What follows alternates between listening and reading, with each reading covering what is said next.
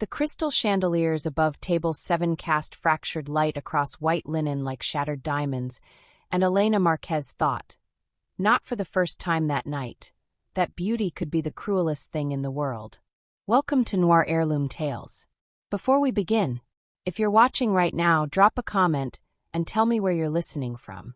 Don't forget to like this video and turn on your notifications, because the stories here are meant to be felt, not just heard.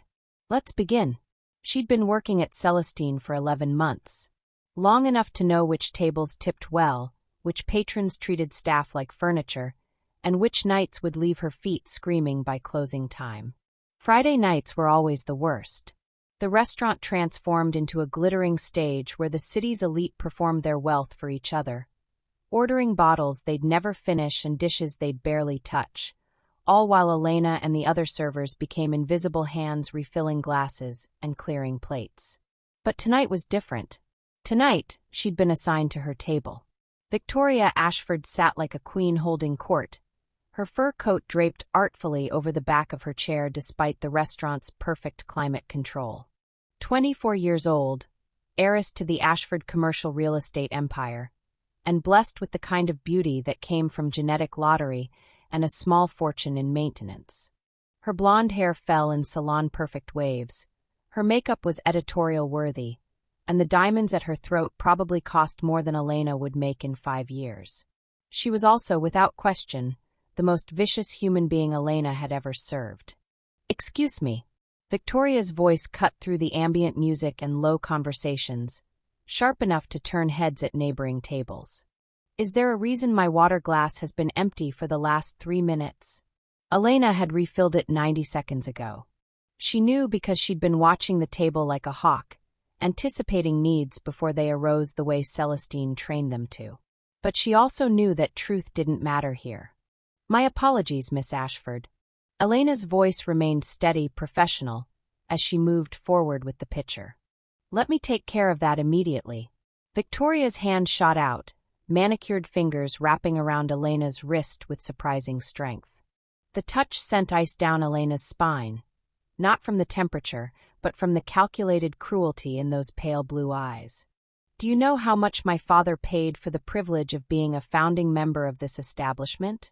Victoria's voice had dropped to a conversational volume, which somehow made it worse. The intimacy of the threat. "Enough that I shouldn't have to suffer through incompetent service from some nobody who probably can't even afford to eat here on her salary." Elena's jaw tightened. Her free hand clenched around the water pitcher, knuckles going white. She could feel the stares now, not just from Victoria's table, but from the surrounding area. The restaurant's ambient noise had dropped several decibels as people tuned in to the drama unfolding at table 7. "I understand you're dissatisfied with the service," Elena said, fighting to keep her voice level. "If you'd prefer, I can request that the manager assign you a different server." "Oh, I don't think so." Victoria's smile was poison wrapped in expensive lipstick. "See, that would require admitting that Celestine made a mistake in hiring you. And we wouldn't want to embarrass the establishment, would we? No, I think you'll continue serving our table. And you'll do it with a smile." She released Elena's wrist with a dismissive flick, as if touching her had been distasteful. Elena stepped back, willing her hands not to shake. She could feel it building inside her, a volcanic pressure of rage and humiliation that threatened to crack through her carefully maintained professional facade. But she couldn't afford to break. Not here. Not when she needed this job desperately, when her mother's medical bills were piling up and the rent was due in 8 days, and she was already surviving on 2 meals a day to make the numbers work. So she smiled, a small, tight thing that didn't reach her eyes. "Of course, Miss Ashford. Can I get you anything else?" Victoria leaned back in her chair, one hand coming up to toy with her champagne glass. Her 3 companions, interchangeable socialites in designer dresses, watched with the fascinated horror of spectators at a car crash. "Actually, yes." Victoria's eyes glittered with malice. "I'd like you to tell me something. How does it feel serving people like us? Bringing us food you could never afford to eat, pouring wine that costs more than your monthly salary?" She paused, letting the question hang. "Does it make you bitter?" Jealous? Or have you just accepted your place in the world? The restaurant had gone almost silent now. Elena could feel dozens of eyes on her, could sense the other servers frozen in place, unsure whether to intervene or stay invisible. Her throat felt tight, too tight. The tears were coming and she couldn't stop them, could feel the telltale burning behind her eyes even as she blinked rapidly, desperately trying to hold them back. "I'm just trying to do my job, Miss Ashford." Her voice came out smaller than she intended, and she hated herself for it. Hated the weakness, the vulnerability. "Of course you are." Victoria's tone was almost gentle now, which made it infinitely worse. "And I'm sure you're very grateful for the opportunity. After all, what else would someone like you do? You're not educated enough for anything better. Not connected enough. Not special enough." She took a sip of champagne, eyes never leaving Elena's face. "You'll spend your whole life serving people like me, and there's a beautiful honesty in that, don't you think? Everyone knowing their place. The natural order of things." Something inside Elena cracked. Not broke, not yet, but fractured.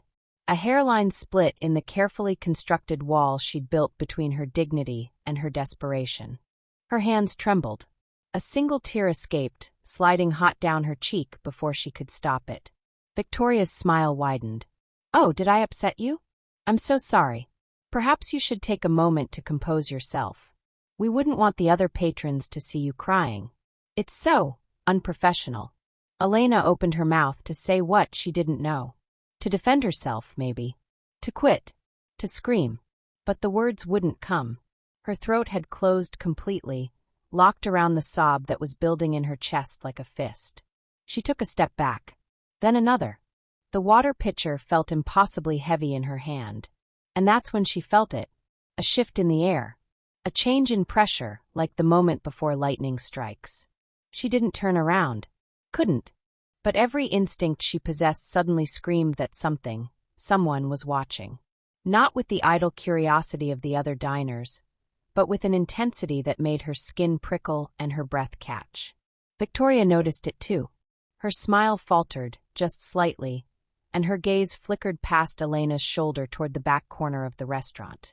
Toward the private booths reserved for Celestine's most exclusive clientele.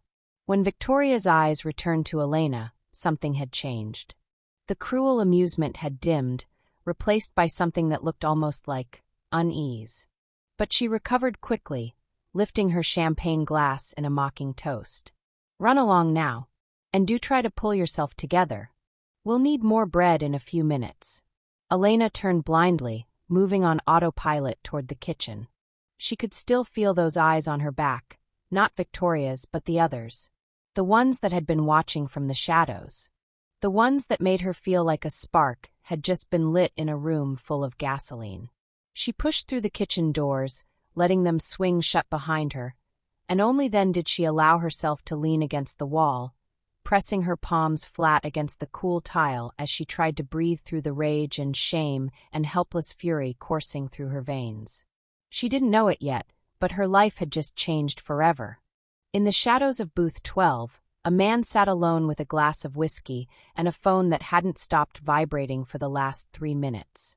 He'd ignored every call, every message, his attention locked entirely on the scene that had just unfolded at table 7. His jaw was set. His eyes were dark. And when he finally reached for his phone, it was to make a single call that would set everything in motion. "Marcus," he said quietly, his voice like smoke and steel. "I need everything on Victoria Ashford. Family, finances, debts, scandals, everything. And I need it in an hour." He ended the call. Set down his phone. Took a slow sip of whiskey. His gaze remained fixed on the kitchen doors where the waitress had disappeared.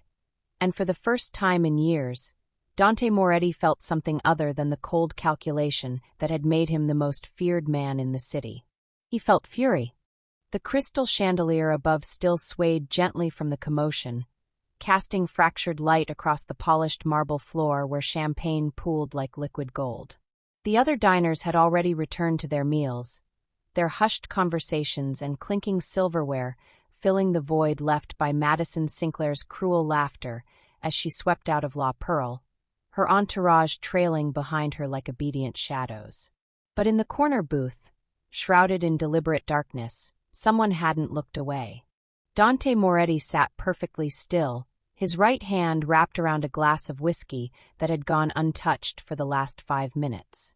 The amber liquid caught the dim light, but his eyes, dark as midnight and twice as dangerous, remained fixed on the young woman still kneeling on the floor, gathering broken glass with trembling fingers. He should have been reviewing the contracts his attorney had prepared. Should have been focused on the meeting that would cost his rivals everything they'd built. Should have been anywhere but here, watching a waitress he'd never met pick up the shattered pieces of her dignity along with the fragments of expensive crystal. But something had shifted in his chest when that champagne glass had flown through the air. Something primal and violent that he hadn't felt in years. Not since he'd learned to bury every emotion beneath layers of ice and control. Mr. Moretti, his head of security, Victor, leaned in from the shadows behind him, voice barely above a whisper. "The car is ready whenever you." Dante raised one finger, silencing him instantly. His jaw clenched so tight it ached. The waitress, Elena, he'd heard the manager stammer her name in frantic apology, finally stood, her uniform soaked and clinging to her frame, her dark hair falling loose from its bun. She kept her head down as she walked toward the kitchen, arms wrapped around herself like she could hold the pieces together through sheer will. She didn't cry. That's what struck him. What lodged itself in his chest like a bullet he couldn't dig out. She didn't cry, didn't make a scene, didn't beg for sympathy from the gawking crowd. She simply endured it with a quiet strength that reminded him of steel wrapped in silk, the kind that bent but never broke. Madison Sinclair. He knew the name, knew the family. Old money built on older corruption. The kind that wore Chanel and called it class while stepping on anyone beneath their tax bracket. He'd done business with her father once. A mistake he'd corrected by burying the man's company, so deep it would take archaeologists to find it. The daughter, it seemed, had inherited her father's arrogance, but none of his survival instincts. "Find out everything about her," Dante said quietly, his voice carrying the weight of absolute authority. Victor didn't need clarification. The Sinclair girl? The waitress. Dante's fingers tightened around the glass, the only outward sign of the fury coiling through his veins like smoke. "I want to know where she lives, if she has family, debts, vulnerabilities. And I want it within the hour." There was a pause. Victor had worked for Dante for 15 years, had seen him break men twice his size without raising his voice, had watched him negotiate treaties that ended blood feuds and start wars with a single phone call. But he'd never seen his boss take personal interest in anyone outside their world. "And the Sinclair family?" Victor asked carefully. The corner of Dante's mouth curved up, but there was no warmth in it, just the promise of something dark and inevitable. "Start with the daughter's accounts. Credit cards, trust funds, that ridiculous car she drives. I want to know every dollar she spends and every place she goes." Freezing her assets would send a message. "No." Dante finally lifted the whiskey to his lips, the burn doing nothing to cool the cold rage settling in his bones. Freezing her assets would be mercy. "I want her to watch everything disappear slowly, one piece at a time, until she understands what it feels like to be stripped of everything in front of people who won't help." Victor's expression didn't change, but Dante saw the subtle shift in his posture. The recognition that someone had just made a fatal enemy. Consider it done. As Victor melted back into the shadows with the other guards, Dante allowed himself to lean back against the leather booth, his eyes tracking toward the kitchen doors where Elena had disappeared. The manager was still hovering near the entrance, clearly debating whether to approach him or pretend the entire incident hadn't happened in front of one of the city's most powerful men. Smart money was on pretending. But Dante had built his empire by seeing opportunities where others saw only chaos. And right now, watching the space where that girl had stood with her chin up despite being drenched in humiliation, he saw something he hadn't seen in a very long time. Purpose. He couldn't explain it, didn't want to examine it too closely. It wasn't attraction, or at least not just attraction, though he'd be lying if he said he hadn't noticed the curve of her jaw, the defiant spark in her dark eyes before she'd shuttered them. No, this was something else. Something that felt like fate wearing a waitress uniform and carrying the weight of the world on delicate shoulders. She deserved better than this. And people who hurt those under his protection learned very quickly that there were worse things than death in Dante Moretti's world. The phone in his jacket pocket buzzed.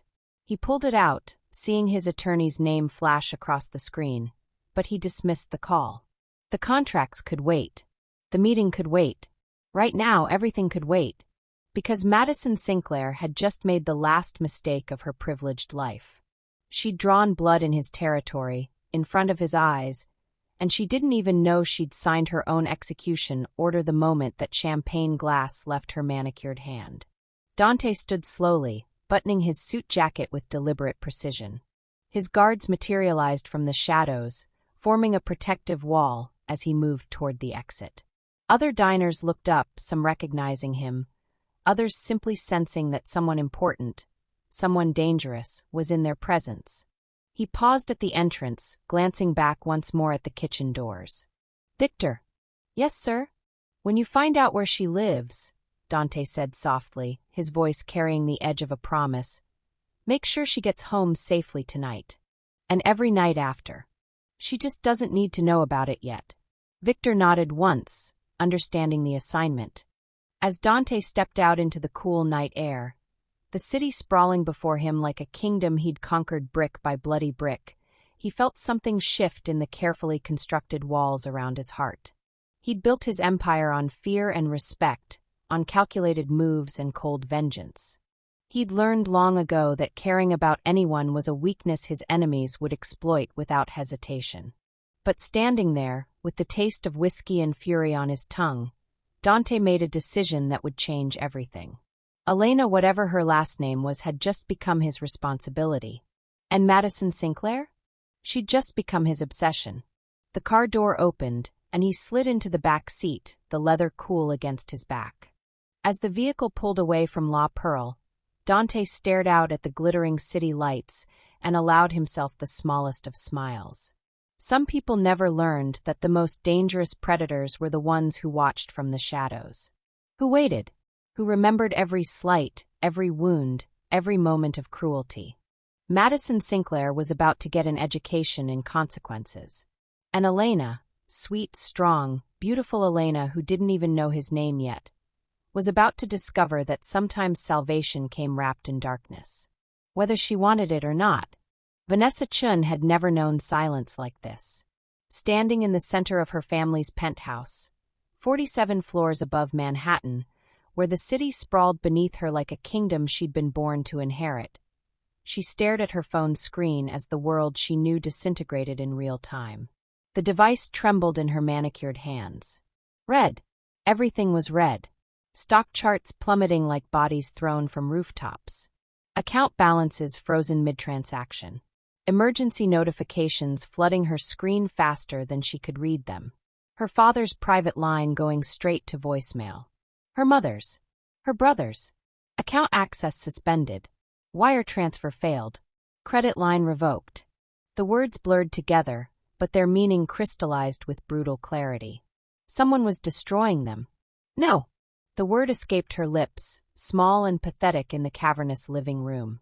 Behind her, floor-to-ceiling windows framed the glittering cityscape, millions of lights that suddenly felt like they were mocking her.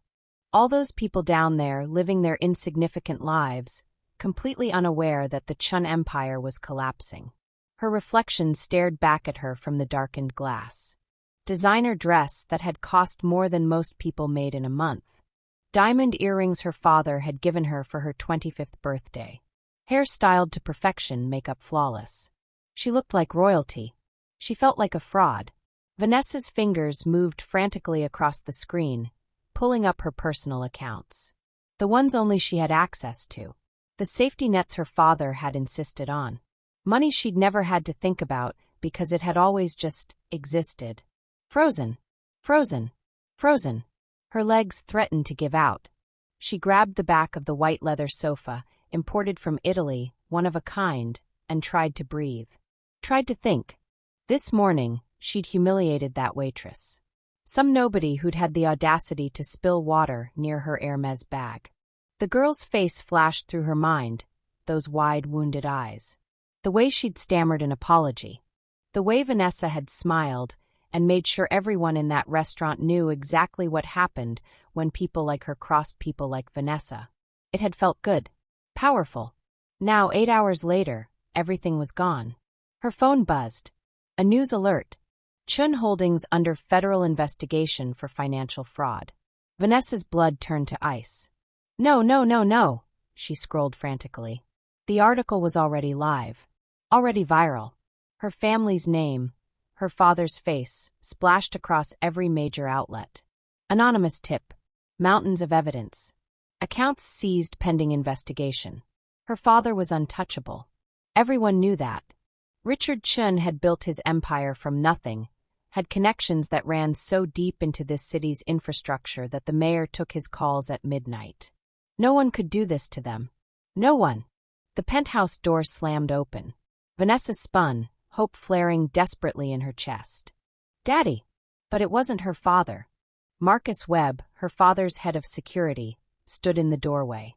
The man who'd worked for the Chun family for 15 years, who'd been at every major event, who'd driven her to her first day of college. He looked at her now like she was a stranger. You need to leave, he said flatly. What? Vanessa's voice cracked. Marcus, what's happening? Where's my father? Downtown. In custody. His expression remained neutral, professional. Empty. Federal agents are on their way here. If you don't want to be here when they arrive, I suggest you move. The room tilted. Custody? He didn't do anything. This is insane. Miss Chun. Marcus's voice cut through her rising hysteria. Your father's accounts are frozen. That includes my paycheck.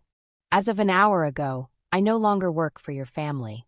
He paused, and something almost like pity flickered across his weathered face.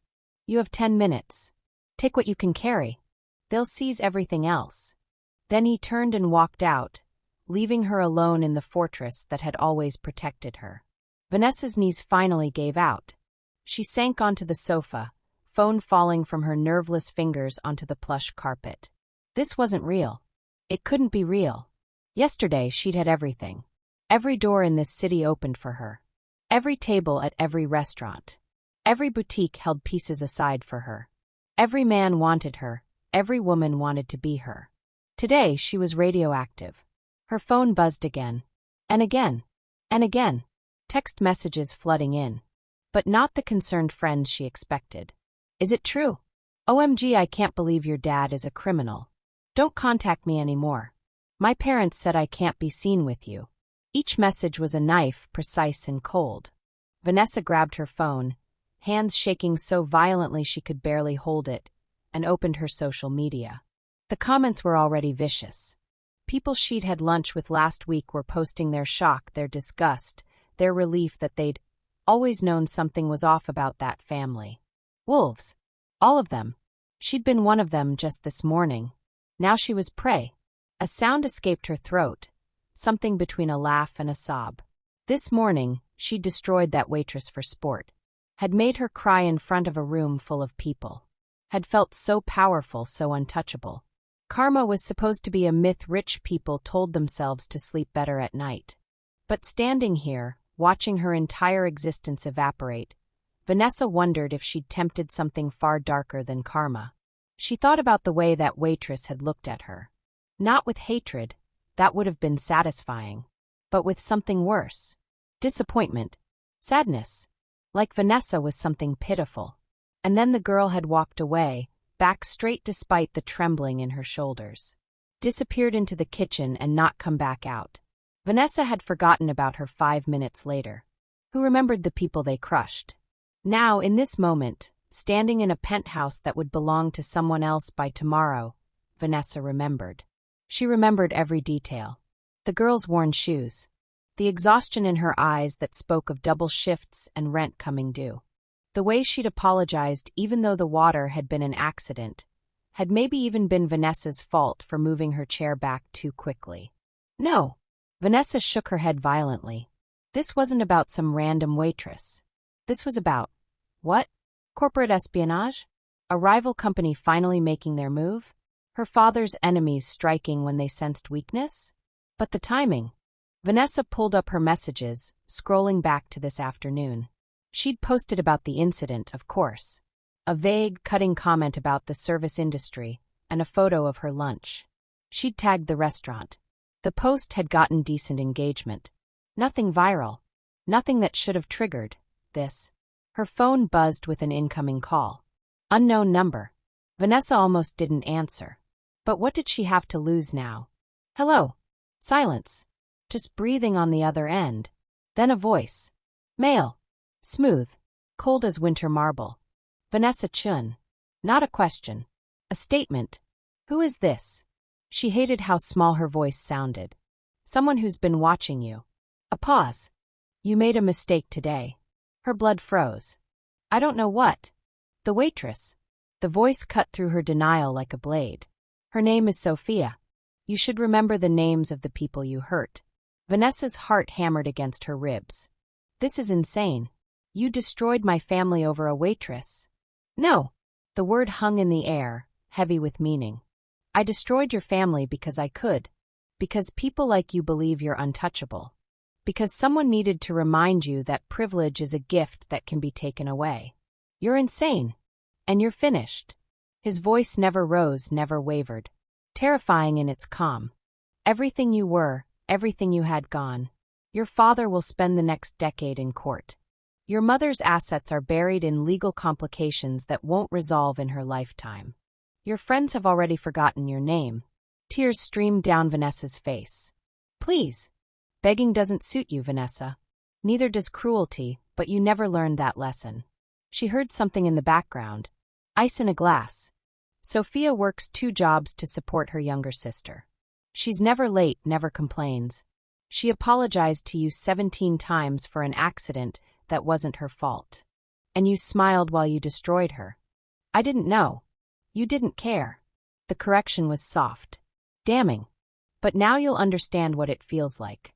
To have everything stripped away by someone who doesn't see you as human. Someone who crushes you for entertainment. The line went dead. Vanessa stood frozen, phone pressed to her ear, listening to silence. Below her, the city continued glittering. Beautiful and indifferent. And somewhere in those millions of lights, someone powerful enough to dismantle her entire existence in a single afternoon was watching. Waiting. Satisfied. The card in Mia's hand felt heavier than it should have. She stood outside the towering glass building in the heart of the city, staring up at the sleek black facade that seemed to swallow the sky. 24 hours ago, she'd been fired from the restaurant.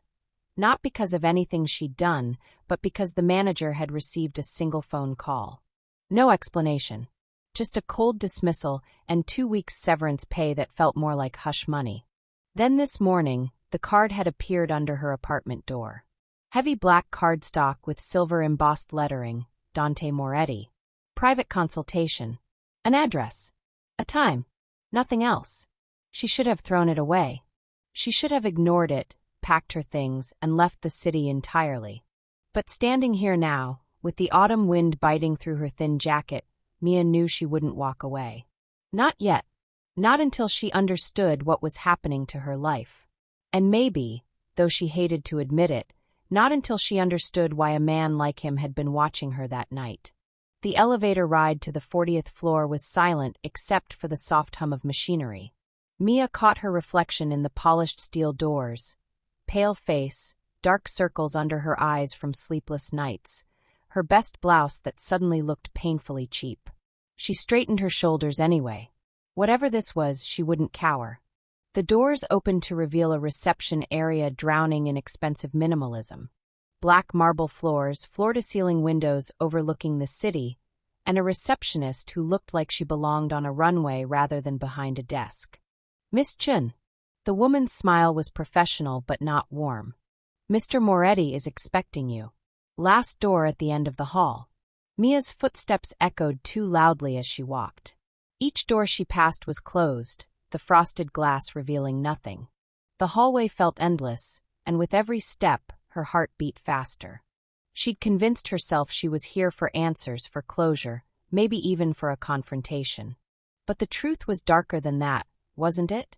She was here because she hadn't been able to stop thinking about him. about the way his eyes had found hers across that restaurant, holding her captive even as Isabella Harrington had torn her dignity to shreds. About the dangerous promise in his gaze that had terrified and thrilled her in equal measure. The last door stood open just a crack. Mia pushed it wider and stepped inside, and the world shifted. The office was exactly what she'd imagined a man like Dante Moretti would inhabit. Dark wood paneling absorbed the light, making the space feel intimate despite its size. Leather furniture in deep burgundy. Bookshelves lined with volumes that looked actually read, not just decorative. And beyond the massive desk, windows stretched from floor to ceiling, offering a view of the city that made her feel like she was standing on top of the world. And there, behind the desk, was the man who'd been haunting her thoughts. Dante Moretti sat perfectly still, fingers steepled beneath his chin, watching her with an intensity that made her skin prickle with awareness. He wore all black, shirt, suit, even his tie, and the color should have made him look severe. Instead, it made him look like sin personified. Dark hair swept back from a face too beautiful to belong to someone so clearly dangerous. Sharp jaw, full lips that looked cruel and sensual at once. And those eyes, God, those eyes, studying her like she was a puzzle he intended to solve. Miss Chun. His voice was smooth, cultured, with just a hint of an accent she couldn't place. Thank you for coming. Did I have a choice? The words escaped before she could stop them. Something flickered in his expression, surprise, maybe, or amusement. There's always a choice, Mia. You could have thrown away my card, moved to another city, pretended that night never happened. He tilted his head slightly. But you didn't. Hearing her first name in his mouth sent an unwelcome shiver down her spine. She lifted her chin, refusing to show weakness. What do you want from me? Close the door. It wasn't a request. Mia hesitated, every instinct screaming that closing that door would change something fundamental. But she'd come this far. She reached back and pushed it shut, the soft click sounding impossibly loud in the quiet office. Sit. Dante gestured to one of the leather chairs facing his desk. I'd rather stand. I'm sure you would. He rose from his chair with fluid grace, moving around the desk with the controlled power of a predator. He didn't approach her directly. Instead, he walked to the windows, hands sliding into his pockets as he gazed out at the city below. Do you know what I do, Mia? I have an idea. Her voice came out steadier than she felt. People don't get offices like this without getting their hands dirty. He glanced back at her, and this time the smile that curved his lips was genuine. Dangerous, but genuine. Perceptive. Yes, my business interests are diverse. Some more legitimate than others. He turned to face her fully. I saw what Isabella Harrington did to you. The humiliation. The cruelty. Heat flooded Mia's cheeks, shame mixed with anger. If you brought me here to pity me. Pity. Dante's laugh was low and dark. No, little bird. I don't pity you. He took a step closer. Then another. I was impressed by you. Mia's breath caught. Impressed. You didn't cry. Didn't beg. You took her abuse with your head high and your dignity intact, even when she tried to strip both from you. Another step. He was close enough now that she could smell his cologne, something expensive and masculine that made her head swim. Do you know what happened to Isabella Harrington? I heard rumors. Mia forced herself to maintain eye contact even though every cell in her body was screaming contradictory commands. Run away, move closer, don't trust him, let him closer still. Her father's company collapsed. Assets frozen. Something about fraud investigations. Not rumors. Dante's eyes never left hers. Facts.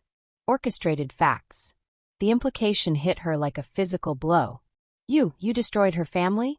Because of what she did to me. I destroyed her family because they built their empire on exploitation and corruption. Because Marcus Harrington has been trafficking girls through his shipping lines for years, and Isabella knew all about it. His voice remained calm, almost conversational. What she did to you simply moved my timeline forward. Mia couldn't breathe. This man had dismantled an entire dynasty in a matter of days. Why are you telling me this?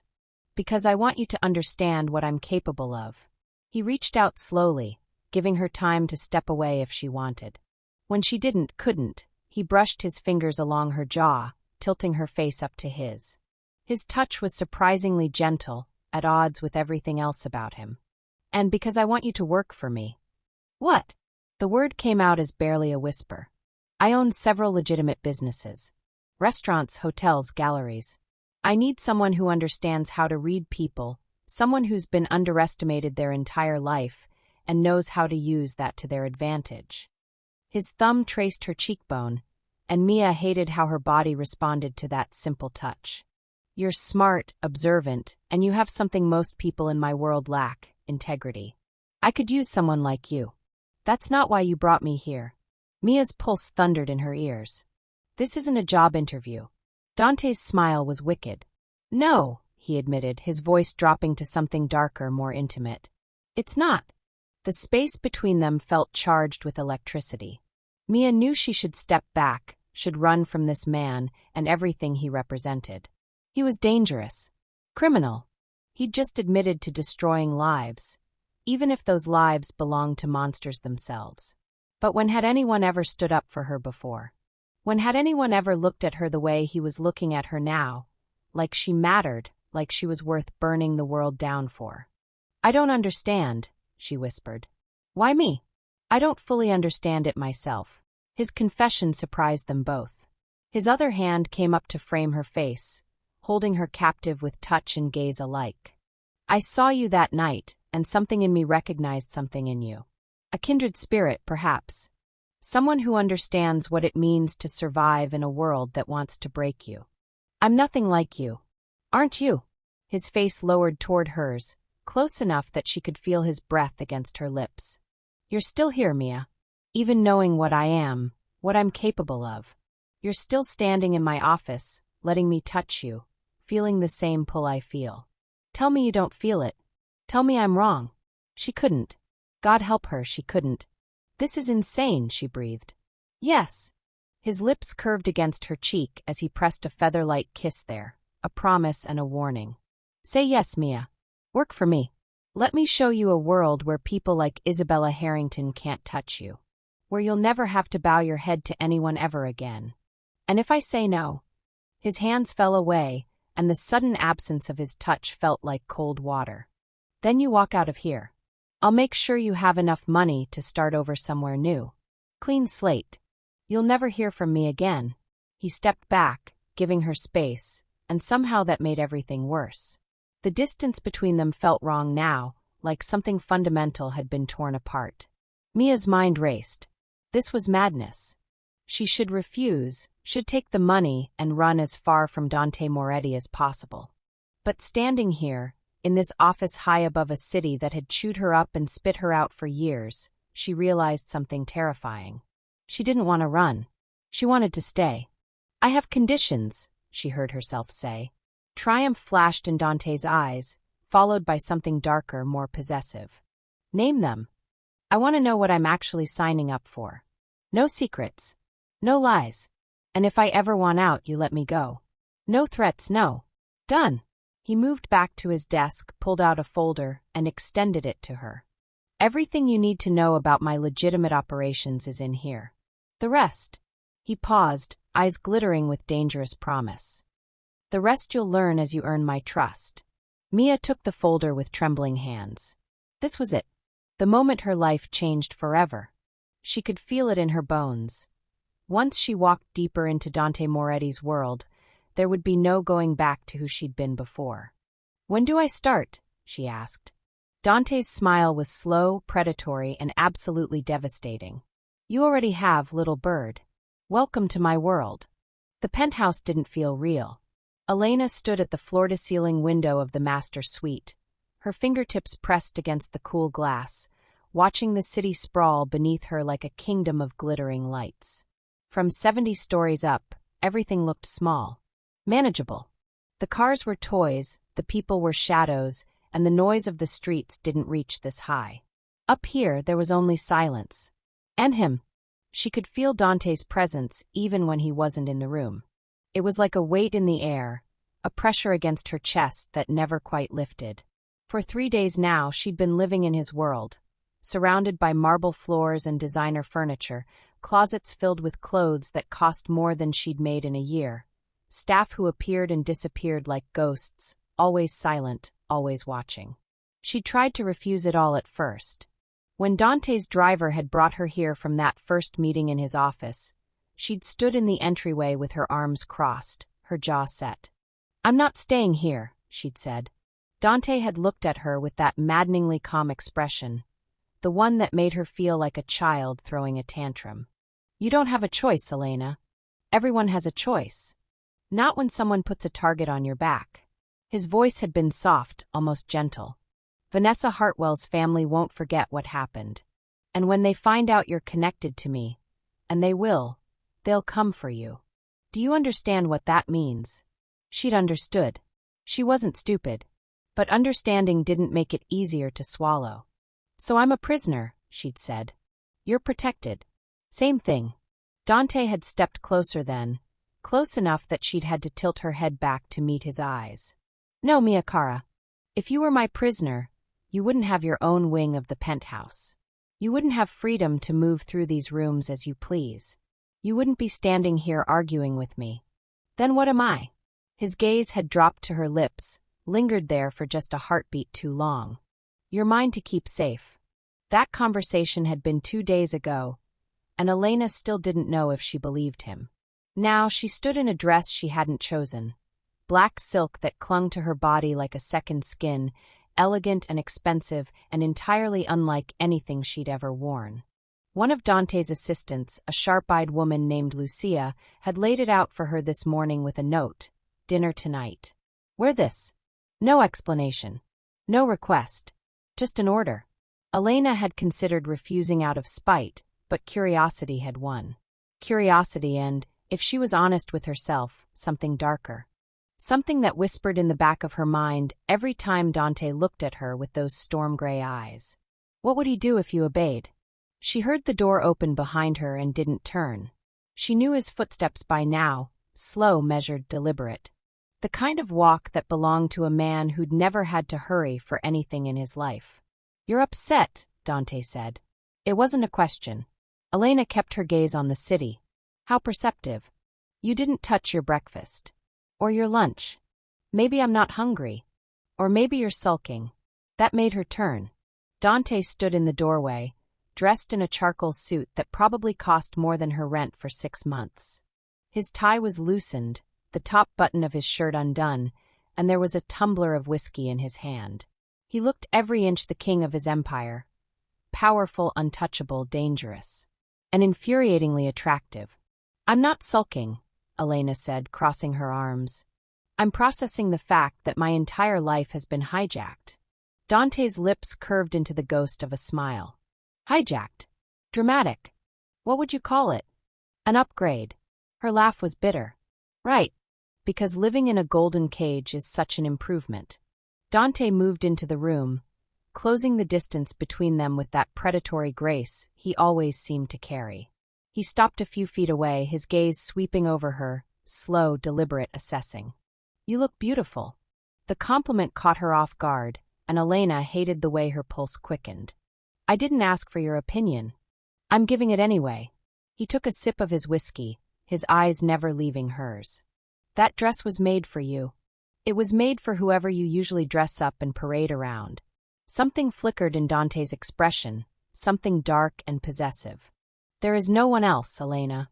There hasn't been for a long time." The confession hung in the air between them, heavy and dangerous. Elena's breath caught, and she forced herself to look away, back toward the window. "Why are you doing this?" "Which part?" "All of it." She gestured vaguely at the penthouse, at herself, at the invisible cage around her. "You destroyed Vanessa's family. You brought me here.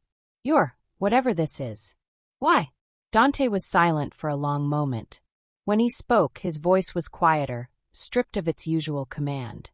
"Because when I watched her humiliate you in that restaurant, something in me broke." Elena's heart stuttered.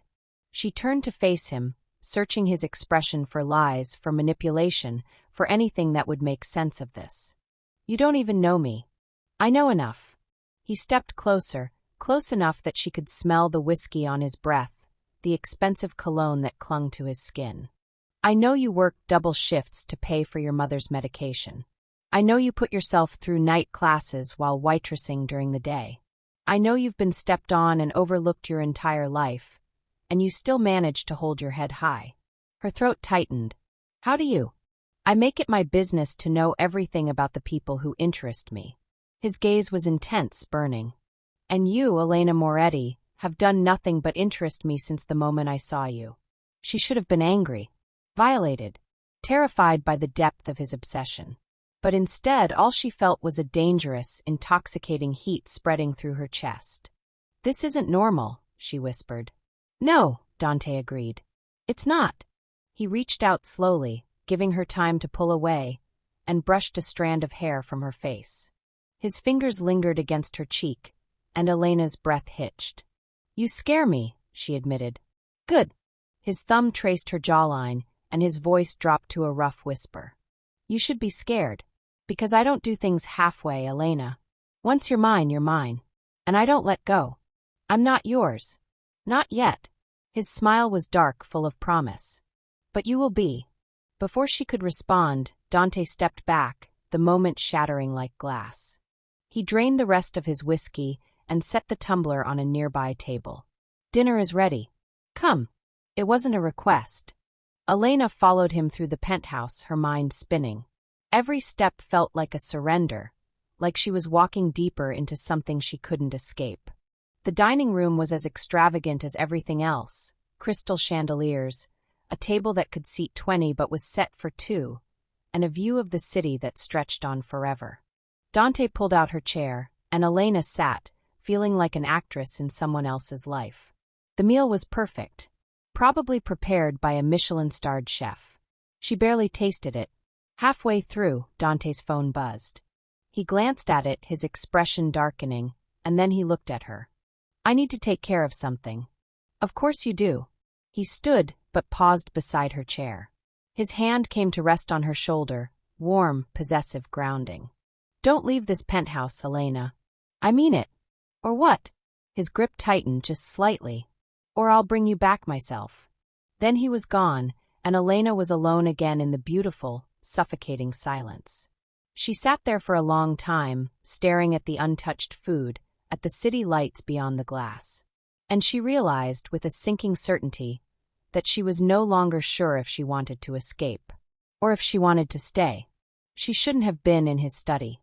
The thought circled through Maya's mind like a warning bell as she stood frozen in the center of Dante Moretti's private sanctuary, a room she'd been explicitly told was off-limits. But the door had been ajar, just slightly, and the blue glow of the computer screen had beckoned to her like forbidden fruit in the darkness of the penthouse. It was 3 a.m.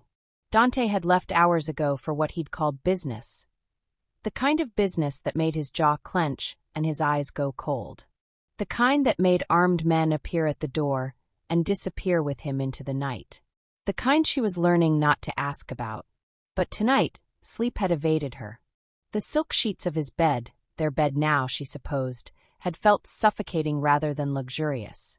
Every shadow in the penthouse seemed to whisper secrets. Every locked door felt like a barrier between who Dante pretended to be with her and who he really was. So when she'd passed his study and seen that sliver of light, that open door, her feet had moved before her mind could stop them. Now she stood before his desk, heart hammering, staring at the open laptop screen that had awakened at her touch. The file was already open, almost as if fate, or something darker, had wanted her to see it. Castellano family, asset liquidation and acquisition. Maya's breath caught. Castellano. That was Isabella's last name. Isabella Castellano, the rich girl from the restaurant. The one who had dumped wine on Maya's uniform, who had called her trash, who had looked at her like she was something stuck to the bottom of a designer shoe. The girl who had, according to whispered rumors among Dante's staff, lost everything in a matter of weeks. Maya's finger trembled as she scrolled down. Bank accounts, property holdings, business assets, share certificates, everything documented in cold, clinical detail. And beside each entry, stamped in red, acquired by Moretti Holdings. Her stomach turned to ice. She scrolled further, and the truth unfolded like a nightmare blooming in slow motion. Date of initial acquisition, February 14th. The day after the restaurant. The day after Isabella had humiliated her. Primary motivation. The words were typed in a notes section, clearly added by whoever had compiled this report. Personal directive from D. Moretti. Target. Complete financial destruction of Castellano family. Timeline immediate. Maya's hand flew to her mouth, but she couldn't stop reading. There were emails. Dozens of them. Instructions to lawyers, to business partners, to men whose names she recognized from the dangerous-looking visitors who came to the penthouse. Orders to freeze accounts, to call in loans, to purchase debt, to leverage connections in ways that were probably illegal and definitely ruthless. All of it signed with Dante's name. All of it executed with surgical precision. All of it started the morning after he'd watched Isabella humiliate a waitress in a restaurant where he'd been having dinner. Where he'd been watching her. "Oh God," Maya whispered, her voice breaking in the silence. She clicked another folder, her hands shaking so badly she almost couldn't control the mouse. This one was labeled simply, Maya Santos background. Her full name stared back at her from the screen. Her birth date. Her social security number. Her work history. Every restaurant she'd ever waited tables at. Every apartment she'd ever rented. Every school she'd ever attended. There were photographs. Of her walking to work. Of her apartment building. Her old apartment building, the one she'd left when Dante had insisted she move into the penthouse for her safety. There were financial records showing her debt, her student loans, her mother's medical bills from before she'd passed away. Everything about her life compiled and analyzed like she was a stock he was considering purchasing. And at the bottom of the file, a single note in Dante's handwriting. She recognized the sharp, aggressive slant of his writing from the notes he left her on the kitchen counter. Acquire. Protect. Keep. 3 words that made her blood run cold. She wasn't a person to him. She was a possession. "I was going to tell you." Maya spun around so fast she knocked the desk chair, sending it rolling backward. Dante stood in the doorway of his study, still wearing the black suit from whatever dark business had called him away. His tie was loosened, his hair slightly disheveled, and there was something in his eyes she'd never seen before. Not anger. Not the cold calculation she'd witnessed when he dealt with his enemies. Fear. Dante Moretti was afraid. "Tell me." Maya's voice came out strangled, thick with tears she refused to let fall. "Tell me what, exactly? That you destroyed an entire family because someone was rude to me? That you've been investigating me since before we even met? That this," she gestured wildly at the space between them, at the luxury surrounding her, at everything they'd built over these past weeks. "That this was all part of some twisted plan? It wasn't like that." He took a step into the room, and Maya took a step back. "Don't." The word cracked like a whip. "Don't come near me." Dante stopped, and the rawness in his expression almost broke her. "Almost." "The Castellanos," he said, his voice low and controlled in that way she'd learned meant he was barely holding himself together, "were already on my radar. They were involved in trafficking. Human trafficking, Maya. Young girls. They used their restaurants and hotels as fronts. I'd been building a case to take them down for months. And that just happened to coincide with what happened at the restaurant." Maya's laugh was bitter, sharp. "What a convenient coincidence." "It wasn't a coincidence." Dante's jaw clenched. "I moved up my timeline." "Yes. Because I watched that entitled little bitch treat you like you were nothing. And I decided she and her entire corrupt family had lived in luxury long enough. You don't get to do that." Maya's voice rose, finally breaking. "You don't get to play God with people's lives because you what? Because you wanted to impress me? Because you thought I needed you to avenge me? Because I couldn't stomach watching you hurt." The words exploded from him, raw and unfiltered. "Because in that moment, I would have burned down the entire city to take that look off your face." Silence crashed between them like a physical force. "And me," Maya whispered, gesturing to the file still glowing on the screen. "What about investigating every aspect of my life? What about that, Dante?" His throat worked as he swallowed. "I needed to know if you were safe. If there was anyone who might use you to get to me. If there were threats I needed to eliminate before they could touch you. Threats like student loan debt? Like my mother's cancer treatments? Tears finally spilled down her cheeks. You investigated me like I was a criminal. Like I was a risk to be assessed and managed. You are a risk. The words came out hoarse, desperate. You're the biggest risk I've ever taken.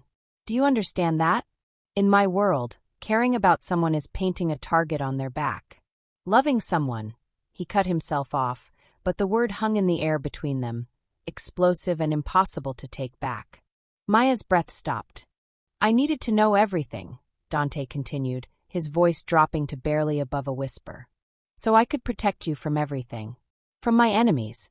From your past. From the consequences of being associated with a man like me.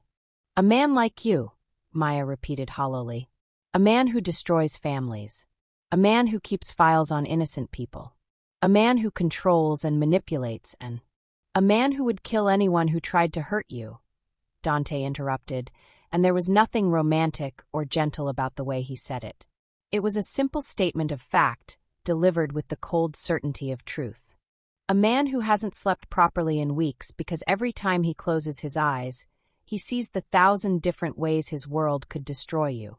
A man who broke every one of his own rules the moment you looked at him. Maya wrapped her arms around herself, suddenly cold despite the warmth of the room. I don't know who you are. I thought I did, but this... She gestured at the computer, at the files, at the evidence of his ruthlessness laid bare. This is someone I don't recognize.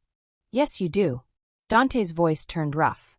You've known exactly who I am since the first time you saw me. You just didn't want to admit it. The truth of that statement hit her like a slap. Because he was right. She'd known. The way people scrambled when he entered a room. The whispered conversations that stopped when she appeared. The locked rooms and late-night calls and men with guns who called him boss. She'd known, and she'd let herself be seduced anyway. By his attention. His protection. The intoxicating feeling of being the sole focus of a man who commanded entire empires with a word. I can't do this, Maya whispered, and watched something shatter behind Dante's eyes. I can't be with someone who sees me as something to acquire and protect and keep. Like I'm a piece of art you've added to your collection. That's not. Isn't it? She met his gaze, and for the first time since she'd met him, she didn't look away from the darkness she saw there. Tell me honestly, Dante. If I try to walk out that door right now, will you let me go? The silence stretched between them, heavy with unspoken truth. And in that silence, Maya had her answer. I didn't think so, she whispered. Dante's phone buzzed, harsh and intrusive in the tension-thick air. He ignored it. It buzzed again. And again. Finally, with a curse, he pulled it from his pocket. His expression shifted as he read the screen, everything hardening into the cold, dangerous mask she'd seen him wear with his enemies. What? Maya asked, hating how her voice still shook, hating how even now, part of her wanted to go to him. Dante's eyes lifted to hers, and what she saw there made her blood run cold. Isabella Castellano, he said quietly, just posted your name and face all over social media. She's offering a reward for information about your location. His grip tightened on the phone. And she's not the only one looking anymore. The parking garage was silent except for the hum of flickering fluorescent lights overhead. Elena's heels echoed against concrete as she walked toward her car. The modest sedan that suddenly felt like a relic from another life. A life before him. Before everything had become so impossibly complicated. She'd left Dante's penthouse 3 days ago with nothing but the clothes on her back and her shattered trust. 3 days of hiding in her old studio apartment, jumping at every sound, wondering if he would come for her. Wondering if she wanted him to. The file she'd found haunted her. Evidence of everything he'd done to Victoria Ashford's family. The systematic destruction of their empire, the frozen accounts, the orchestrated scandals. All because of one moment of cruelty in a restaurant. All because of her. She should have felt vindicated. Instead, she felt terrified of what loving a man like Dante Marchesi truly meant. Elena's fingers fumbled with her keys, and she cursed softly. The garage felt too quiet tonight. Too empty. The security camera in the corner had been dark for weeks. The building manager kept promising to fix it. She should have parked on the street. The sound came from behind her, a footstep, too deliberate to be accidental. Elena's blood turned to ice. "Going somewhere, little waitress?" The voice was smooth, cultured, and completely unfamiliar. Elena spun around, keys gripped between her fingers like a weapon. A man emerged from between two cars, his expensive suit at odds with the predatory smile on his face. He was handsome in a cold, cruel way, sharp features, calculating eyes, the kind of man who'd learned violence wearing designer Italian leather. "I don't know you," Elena said, proud that her voice didn't shake. "Not yet." "No," the man agreed, moving closer with the confidence of someone who knew she had nowhere to run. "But I know you. Elena Torres, former waitress. Current weakness of Dante Marchesi."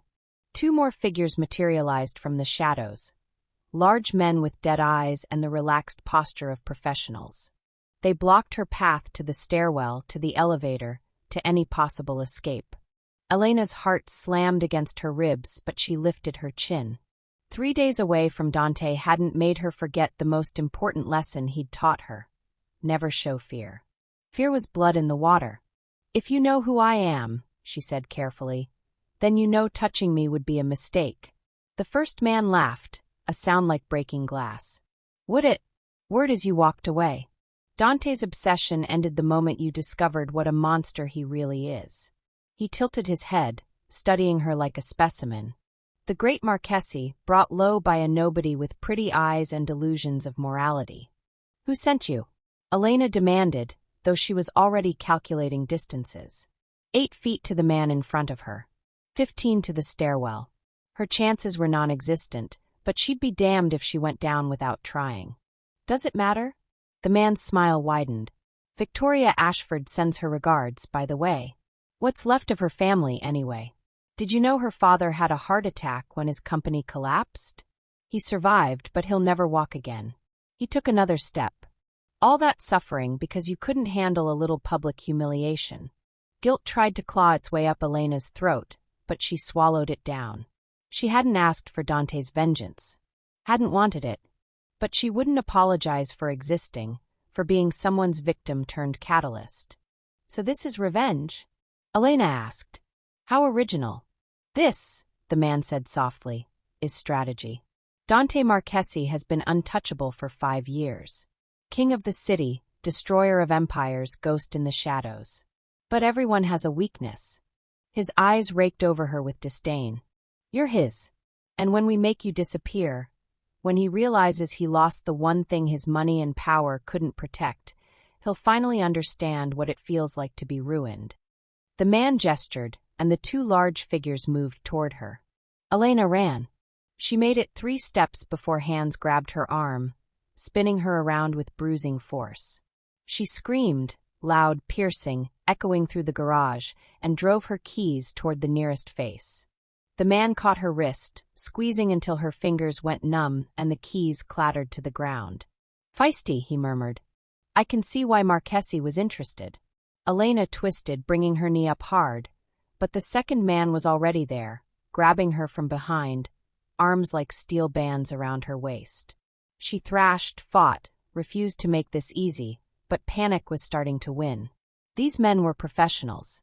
They would hurt her or kill her, and no one would know until it was too late.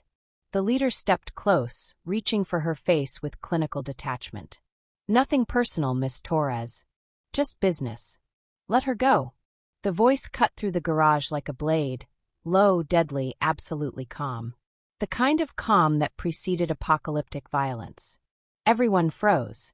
Dante Marchesi stood 30 feet away at the stairwell entrance, and Elena had never seen him look less human. His suit was perfect as always, his dark hair immaculate, but his eyes, God, his eyes were black holes, empty of everything except rage and the promise of death. In his hand, held with casual expertise, was a gun. The man holding Elena's arm smiled, but Elena felt his grip tighten with nerves. "Marchesi. Right on time." "You have 3 seconds, Dante said quietly, his gaze locked on the hands touching Elena. "Remove them. Or lose them." There are 3 of us, the leader pointed out, though his confidence was cracking at the edges. One of you. Even you can't. The gunshot was deafening in the enclosed space. The leader's smile vanished as the bullet embedded itself in the concrete inches from his foot, fragments of stone spraying across his expensive shoes. Elena's ears rang. The man behind her went rigid. Dante hadn't moved, hadn't blinked. The gun remained steady, now pointed at the leader's chest. 2 seconds, Dante said. I don't miss twice. You'll start a war, the leader hissed, but fear had entered his voice. Real primal fear. The Ashfords, the Morettis, the Eastern families, they'll all come for you. Let them. Dante's words were soft, almost gentle, terrifying in their certainty. I'll burn every family, every alliance, every empire between here and the coast. I'll turn this city into ash. His eyes shifted to Elena, and for one heartbeat, the emptiness filled with something raw and desperate. But no one touches her. The man behind Elena released her so abruptly she stumbled. The one holding her arm dropped his grip like she'd burned him. They backed away, hands raised, suddenly aware they were prey, not predators. The leader held Dante's stare for a long moment. This isn't over. Yes, Dante said coldly. It is. Another gunshot, this one closer, more precise. The leader's phone exploded in his pocket, shards of glass and metal embedding in his thigh. He gasped, staggered, and Dante's expression didn't change at all. Run, Dante suggested. While I'm still feeling merciful. They ran. All 3 of them, stumbling over each other in their haste to reach the exit, to escape the man who'd just demonstrated exactly how little their lives meant to him. And then Elena and Dante were alone. The silence stretched between them, thick with everything unsaid. Elena's legs trembled, adrenaline crashing through her system. She'd almost died. Would have died if not for. How did you know? Her voice cracked. How did you find me? Dante lowered the gun, sliding it inside his jacket with practiced ease. You think I stopped watching you? He moved toward her slowly, like approaching a wounded animal. You think I slept, not knowing where you were? If you were safe. You lied to me, Elena whispered, even as relief and anger and something dangerously close to love warred inside her chest. You destroyed people. Used me as an excuse for. Yes. Dante stopped 3 feet away, close enough that she could see the shadows under his eyes, the tension in his jaw. I did. And I'd do it again. I'd do worse. For you, Elena, I'd become the monster everyone already thinks I am. That's not love, she said, but the words felt hollow. That's obsession. It's both. His eyes searched hers desperately. It's everything. You think I don't know what I am? What I've done? I've built an empire on blood and fear, and I won't apologize for it. But you, his voice broke just slightly. You were supposed to be safe, untouchable. And they came for you anyway. Elena's throat tightened. Because of you. Because of me, Dante agreed. Which means I'm the only one who can protect you. The only one who will. He took one more step, and suddenly they were close enough to breathe the same air. Come back. Let me keep you safe. Let me. Own me. Elena challenged, though her body betrayed her, swaying toward him. Keep you, Dante corrected softly. Love you. Whatever you need to call it. His hand lifted slowly, giving her time to pull away, before his fingers brushed her cheek with devastating gentleness. I know what I'm asking. I know what being mine means. Danger. Darkness. A world where enemies will always try to hurt you to hurt me.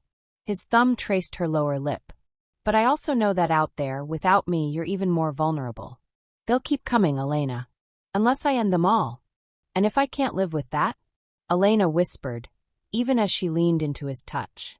If I can't accept what you do, then I'll let you go, Dante said, and the lie was so obvious, so beautifully transparent, that Elena almost laughed.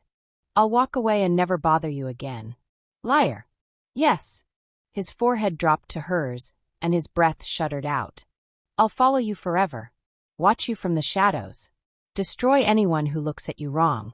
I'll be your ghost, Elena. Your dark guardian. And you'll never be free of me. It should have terrified her. Should have sent her running in the opposite direction. Instead, Elena's hands fisted in his jacket, pulling him closer. "You're going to kill them," she said. "Not a question. Victoria's people. The ones who sent those men." "Before sunrise," Dante confirmed. "That makes you a murderer." "I've always been a murderer." His lips brushed her temple. "But for you, I'll be a massacre." Elena closed her eyes, making a choice that would define the rest of her life. "Then take me home." Dante pulled back just enough to meet her gaze, and the relief in his eyes was so naked, so human, that her heart cracked wide open. "Home. Your home," Elena clarified. "Our home. Wherever that is." She swallowed hard.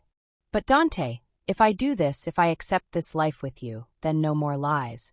No more secrets. I see everything. The good, the bad, the monstrous. All of it. All of it," Dante promised and kissed her forehead like a benediction. "Every dark corner of my world is yours." He swept her into his arms without warning, carrying her toward the stairwell like she weighed nothing.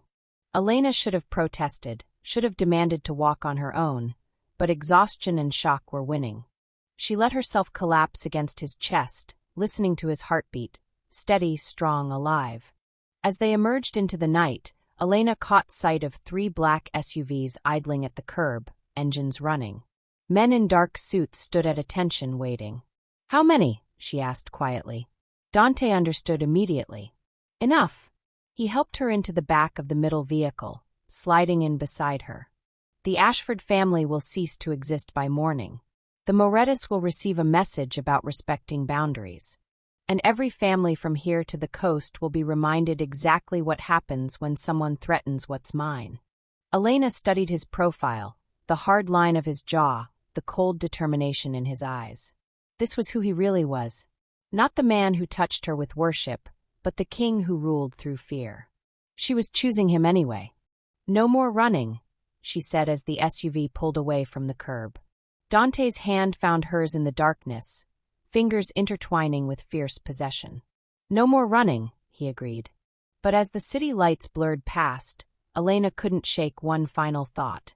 She'd just traded one cage for another. The only question now was whether she'd learned to love the bars. The warehouse was still burning when they left. Emma could see the orange glow in the rearview mirror as Dante's car tore through the empty streets, his jaw set, his nennels white against the steering wheel.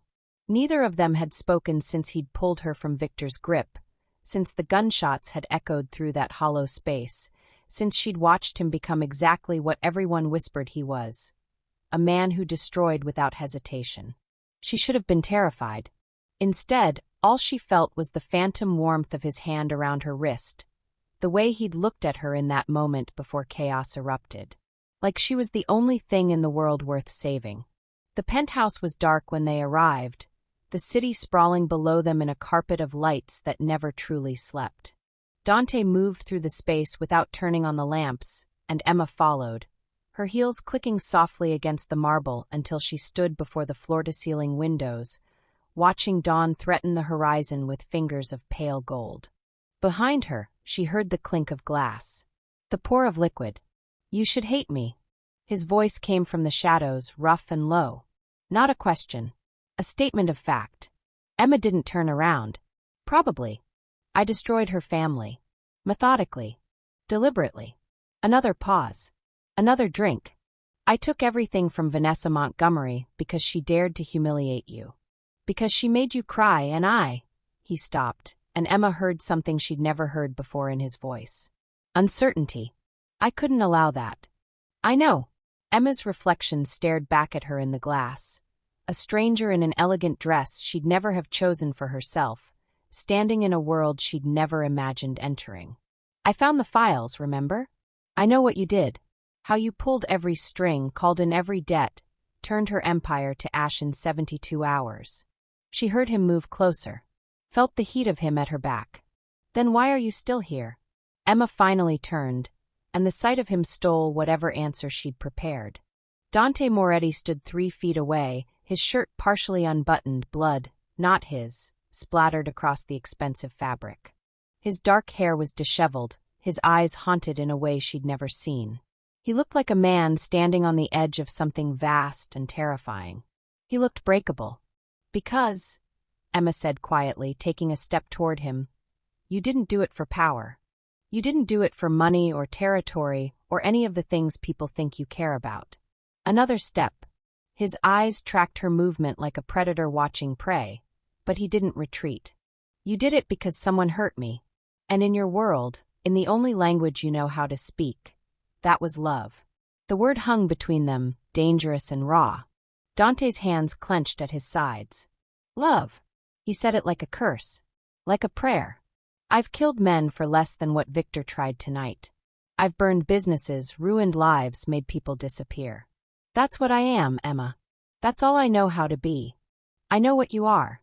Emma closed the remaining distance until she could place her palm flat against his chest, feeling his heart thunder beneath her touch. I've known since that first night in your office, when you looked at me like I was something precious instead of disposable. You tried to hide it, tried to bury it under all that control and power. But I saw you, Dante.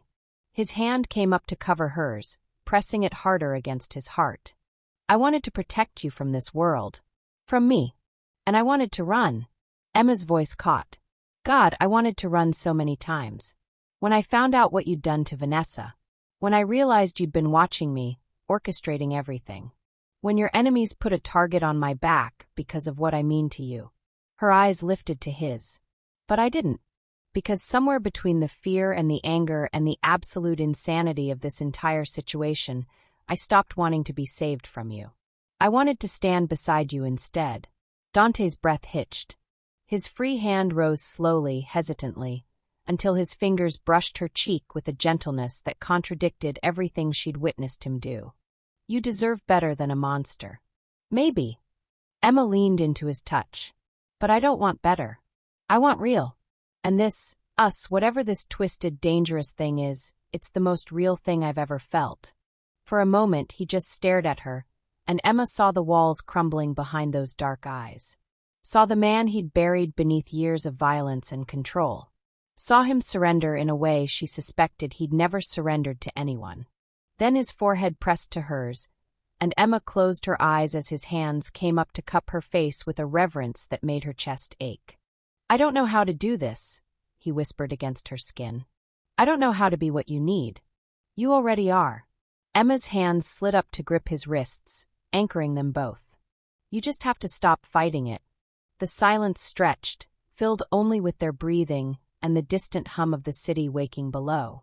Dawn painted the sky in shades of pink and gold, spilling through the windows to bathe them in soft light. Emma opened her eyes to find Dante already watching her, his gaze stripped of every defense, every carefully constructed mask. She saw fear there, and hope, and something so intense it made her breath catch. I love you, he said, each word deliberate and heavy. I love you in ways that would terrify you if you understood the depth of it. I would burn this entire city down before I let anyone touch you again. I would destroy empires, start wars, sell my soul. His voice cracked. You own me, Emma. Completely. And it's the only thing in my life I've never regretted. Tears blurred Emma's vision, but she didn't let them fall. Instead, she smiled, a real smile, fierce and certain. Good. Because you own me too. All my fear, all my doubt, all the parts of me that should run, they're yours now. And I'm not sorry either. His thumb traced her cheekbone, catching the single tear that escaped. What does that make us? Dangerous. Emma's smile turned wicked. Unstoppable. Absolutely insane. Perfect, Dante murmured, and then his mouth was on hers, and Emma melted into a kiss that tasted like smoke and whiskey and promises too dark to speak aloud. His arms wrapped around her, pulling her flush against him, and she went willingly, her fingers threading through his hair as she kissed him back with everything she had. When they finally broke apart, both breathing hard, Emma rested her head against his chest and listened to his heart race beneath her ear. Vanessa's family is finished, Dante said quietly, his hand stroking through her hair. Her father's company is bankrupt. Their assets seized. She's facing charges for fraud and conspiracy. Evidence I made sure found its way to the right authorities. His chest rumbled with dark satisfaction. She'll spend the next decade in prison if she's lucky. Emma should have felt guilty. Should have protested the severity, the absolute destruction of a life. She didn't. And your enemies? She asked instead. Victor's associates? Handled. One word, flat and final. They know now that touching you means death. Slow death. The kind that serves as a lesson to anyone else who might forget who I am. Emma shivered, but not from fear. From the dark thrill of being claimed so completely by a man who could reshape reality with a word. And us? What happens now? Dante pulled back just enough to meet her eyes, and what she saw there stole her breath. Now, he said slowly, you stop being the waitress I couldn't save in time. You stop being the woman I kept at arm's length, because I was terrified of what I felt. His hands framed her face again, possessive and tender. Now you become what you've always been since the moment I saw you, mine. My partner. My equal. The queen of an empire most people are too afraid to even acknowledge exists. Your world is dangerous, Emma whispered. Yes. People will try to hurt you. They'll die trying. You'll always have blood on your hands. Always. No apology. No excuse. Just truth. Emma searched his face, seeing every scar, every shadow, every beautiful and terrible thing that made him who he was. And she chose him anyway. Chose this life, this love, this dangerous forever. Then I'm yours, she said simply. All of me. The frightened waitress and the woman who isn't afraid anymore. The girl who dreamed of safety and the one who'd rather have you instead. Something in Dante's expression shattered and reformed, like he'd been holding his breath for her answer and could finally breathe again. Emma! But hear me now, Dante Moretti. Emma's voice turned steel, her eyes blazing. I'm not some delicate thing you need to protect. I survived Vanessa. I survived Victor. I'll survive whatever comes next. And I'll do it standing beside you, not behind you. If I'm going to be part of this world, I'm going to own it. Understand? A slow, devastating smile spread across his face, the first genuine smile she'd ever seen from him. There she is, he murmured with something like pride. My fierce, brilliant girl. Your equal, Emma corrected. My equal, he agreed and kissed her again, softer this time. A promise. A covenant. A beginning. When the sun finally broke over the horizon, flooding the penthouse with golden light, they stood together at the windows, his arms wrapped around her from behind, her hands covering his, both of them watching the city wake to a new day. Emma knew the road ahead wouldn't be easy. Knew there would be more danger, more violence, more nights when the darkness threatened to consume them both. But she also knew that in Dante's arms, she'd found something she'd never expected to find in a world built on power and fear. She'd found home, and she would defend it as ruthlessly as he defended her. I love you, she said into the quiet, feeling him tense with pleasure at the words. I love you, he replied against her hair. More than power. More than empire. More than my own life. Emma smiled and tightened her grip on his hands. In the glass, their reflections merged. The Mafia king and the waitress who'd become his queen. Not a fairy tale. Something better. Something real. Drop your thoughts in the comments below, and let us know where you're watching from.